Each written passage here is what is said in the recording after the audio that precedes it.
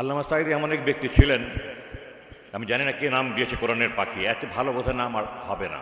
আল্লামা সাঈদী সম্পর্কে আমার বক্তব্য হলো, বলে শেষ করা যাবে না। যে তিন বিচারক আমার বাবার বিরুদ্ধে রায় দিয়েছে, প্রকাশ্য আদালতে বলার পরেও যে সরকার পক্ষ ওনার বিরুদ্ধে কিছু প্রমাণ করতে পারেনি, এরপরে 90 বছর রায় দিয়েছে।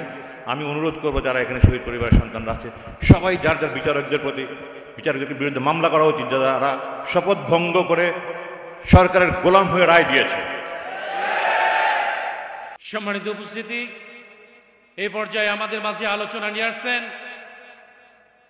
বর্ষিয়ান জননেতা, বারবার নির্যাতিত, কারা নির্যাতিত জননেতা, বাংলাদেশ জামাত ইসলামীর সাবেক সংগ্রামী আমির, কোটি জনতার প্রিয় মুখ, আমাদের কিংবদন্তি রাহবার, দক্ষিণ এশিয়ার অন্যতম শ্রেষ্ঠ রাহবার, সাবেক দায়িত্বশীল অধ্যাপক গোলাম আজম রাহেমাহুল্লাহর কলিজার টুকরা সন্তান, আয়নাঘরের বন্দী, বাস্তব জীবনের সাক্ষী, আমাদেরই প্রিয় মানুষ ব্রিগেডিয়ার জেনারেল আব্দুল্লাহ আমান আল আজমি।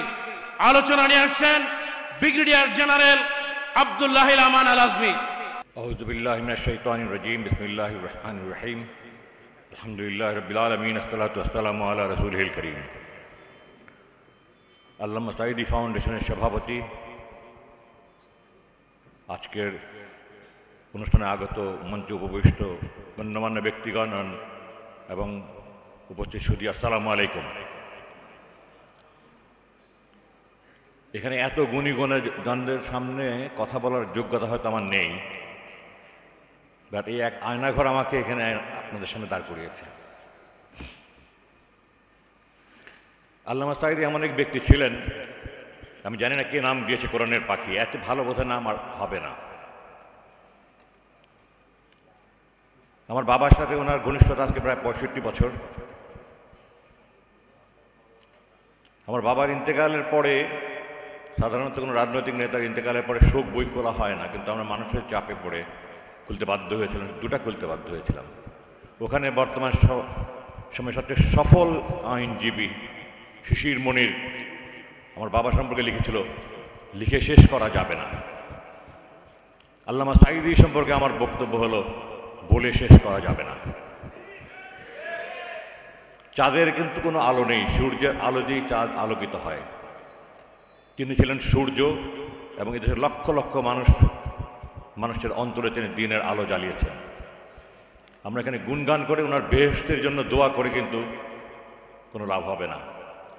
আমি মনে করি হাদিসে আছে, হাজারে একজন বেহেশতে যাবে। আমি দৃঢ়ভাবে বিশ্বাস করি, যদি লাখে একজন হয় ইনশাআল্লাহ আল্লামা সাঈদী বেহেশতে যাবেন ইনশাআল্লাহ। কিন্তু যেটা আমি মেসেজ দিতে যাচ্ছি সেটা হলো, গুণ কীর্তন করে লাভ হবে না, আমাদেরকে আগে নিজে পরিবর্তন হতে হবে। দিন কায়েমের জন্য শর্ত দুটো, একটা হলো একদল যোগ্য লোক তৈরি হওয়া, দ্বিতীয় হলো দেশের অধিকাংশ জনগোষ্ঠী দিন বিরোধী না হওয়া। মক্কায় যোগ্য লোক তৈরি হয়েছে, অধিকাংশ জনগোষ্ঠী বিরোধী ছিল। মদিনায় যোগ্য লোক ছিল না, অধিকাংশ জনগোষ্ঠী বিরোধী ছিল না। আল্লাহ যোগ্য লোকগুলিকে হিজরত করিয়ে মদিনায় নিয়ে গিয়ে দিন কায়েম করেছিলেন, প্রথম ইসলামী রাষ্ট্র কায়েম হয়েছিল। আমি মনে করি আমাদের দেশের দ্বিতীয় শর্তটা পুরোপুরি কায়েম আছে। অধিকাংশ জনগোষ্ঠীর দিন বিরোধী নয়, দিনের প্রতি আবেগ আছে, আবেগ দিয়ে দিন প্রতিষ্ঠা হবে না। আমাদের যোগ্য হইতে হবে, এবং যোগ্য হতে হলে আমাদের নিজেদের অন্তরের দিকে তাকাতে হবে। উনি যে আলো জ্বালিয়ে দিয়েছেন, এটাকে আমরা প্রজ্বলিত করার চেষ্টা করছি। আমি হতাশ, আমি মনে করি না। আমি অসংখ্য সমাবেশে আমি জিজ্ঞাসা করেছি, বাংলাদেশের শতকরা একটা লোক মিথ্যা কথা বলে না। আপনি মন থেকে বলতে পারবেন একটা মিথ্যা কথা বলে না? নেই।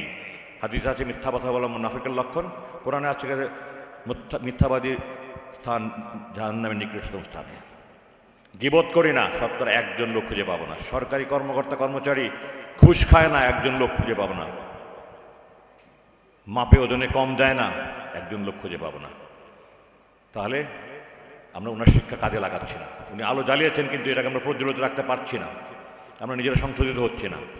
আমার আপনার কাছে আবেদন, আল্লাহ যেই মুসলমানের জন্য প্রথম আদেশ দিয়েছেন ইকরা, আমরা পড়ি না, আমরা জানি না, মানি না, আমরা খুব উদাসীন, আখেরাতকে আমরা ভুলে আছি। সূরা আনকাবুত 29 নম্বর সূরা 45 নম্বর আয়াতে আল্লাহ বলেছেন, ইন্নাস-সালাতা তানহা আনিল ফাহশাই ওয়াল মুনকার। আমি শিওর আপনারা জানেন সবাই। আমরা কি এই নামাজটি আমাদেরকে অন্যায় খারাপ কাজ থেকে বিরত রাখছে? রাখছে না। জিব্বা পড়ার লোক, দাড়িওয়ালা আমি দেখেছি 2 সপ্তাহ আগে জুম্মার দিন মসজিদ থেকে বের হয়ে আল্লাহ কোরআনের সূরা দোহা 10 নম্বর আয়াতে বলেছে, ফামাসাইলা ফালা তানহার, সাহায্য প্রার্থীকে ধমক দিও না। চরম দুর্ব্যবহার করছে। আমার এই দাড়ি পাঞ্জাবি আমাকে বেহেশতে নিতে পারবে না। আমি কোরআনের আয়াত অমান্য করছি, আল্লাহ যে নামাজ বলেছেন সেই নামাজ পড়ছি না। আল্লামা দেলোয়ার হোসেন সাঈদী আমাদেরকে এই কোরআনের শিক্ষা দিয়েছেন। ওই শিক্ষায় আমাদের অন্তরকে আলোকিত যদি করতে পারি আমরা, ইনশাআল্লাহ এই দেশে দিন প্রতিষ্ঠা হবে। আমার বাবার জানাজায় 25শে অক্টোবর 2014 সালে আমি বলেছিলাম, একদিন এই দেশে লক্ষ গোলাম আযম পয়দা হবে ইনশাআল্লাহ। আমি দৃঢ়ভাবে বিশ্বাস করি একদিন এই দেশে লক্ষ সাঈদী পয়দা হবে ইনশাআল্লাহ। এর জন্য আমাদের সবাইকে আমাদের অন্তরকে আলোকিত করতে হবে। আল্লাহ যেমন সূরা আহজাবে 33 নম্বর সূরা 21 নম্বর আয়াতে বলেছেন, লাকাদ কানা লাকুম ফি রাসূলিল্লাহি উসওয়াতুন হাসানা।